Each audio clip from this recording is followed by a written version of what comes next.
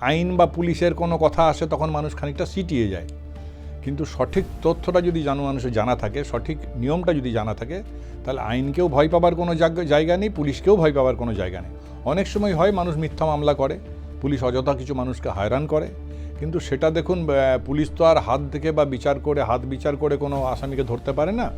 Police প্রথমেই যে একটা ক্রাইম হলো, ক্রাইমের যেটা কমপ্লেন হলো, এফআইআর লজ হলো, এফআইআর লজে প্রথমেই দেখে পুলিশ দেখে যে কে এর মধ্যে দোষী হতে পারে, তারপরে এক এক করে এলিমিনেট করতে থাকে।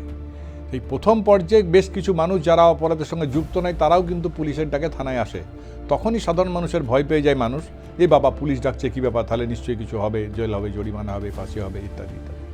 কিন্তু মানুষ যদি সঠিক আইনটা জানে যে না, পুলিশ ডাকছে, আমার পুলিশকে সহযোগিতা করা উচিত, পুলিশকে সঠিক তথ্যটা দেওয়া উচিত, সঠিক তথ্য পাওয়ার পরও যদি পুলিশ কাউকে হয়রানি করে তাহলে আইনের আশ্রয় নেওয়া উচিত। এটা খুব স্বাভাবিক। কিছু মানুষ এখনো পর্যন্ত ভয় পায়,